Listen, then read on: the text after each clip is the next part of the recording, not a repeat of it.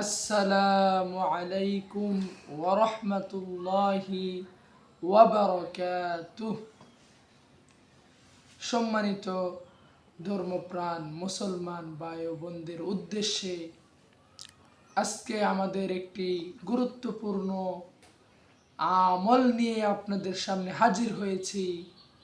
সেই আমলটি হচ্ছে কিভাবে কেমন করে আমরা কাজা নামাজের নিয়ত করব, কিভাবে কাজা নামাজের নিয়ত করলে আমাদের নামাজটা সাকসেসফুল হবে, সেভাবে আমরা নিয়তটা শিখব। এই ব্যাপারে আজকে আমরা একটি আমল নিয়ে আসছি। সকলেই ভিডিওটা শেষ পর্যন্ত দেখার জন্য অনুরোধ রইল। তাহলে শুরু করা যাক। আমাদের চলার পথে, জীবন চলার পথে অনেক সময় কাজা নামাজ হয়ে যায়, নামাজ কায়জা হয়ে যায়। এই কাজা নামাজের নিয়ত কিভাবে করব?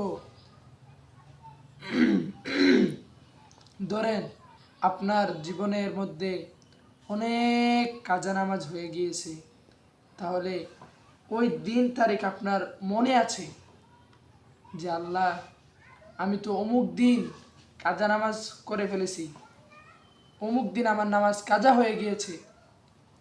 তাহলে আপনি নিয়ত করবেন যে আল্লাহ, আমি অমুক দিন ফজরের কাজা নামাজ পড়তেছি, অমুক দিন ফজরের বা অমুক দিন জোহরের কাজা নামাজ পড়তেছি, অমুক দিন আসরের কাজা নামাজ পড়তেছি, অমুক দিন এশার মাগরিবের নামাজ পড়তেছি, অমুক দিন এশার নামাজ পড়তেছি।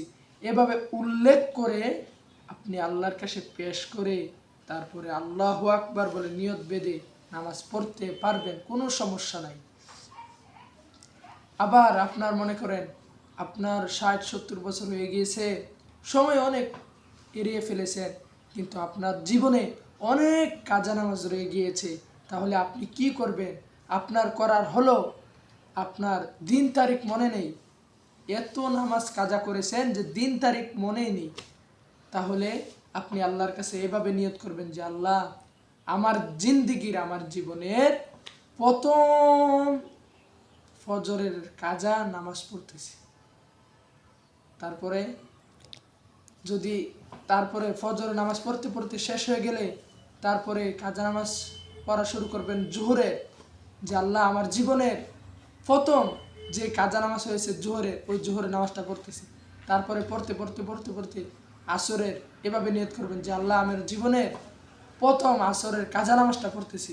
আবার আসরের নামাজ কাজা যেগুলো আছে, যত কাজাগুলো আছে সবগুলো পড়তে পড়তে এরকমভাবে মাগরিব এশাগুলো আমরা পড়ে শেষ করব। নিয়তটা আমরা এভাবে করব, তাহলে আল্লাহ দরবারে আমাদের নামাজটা কবুল হবে।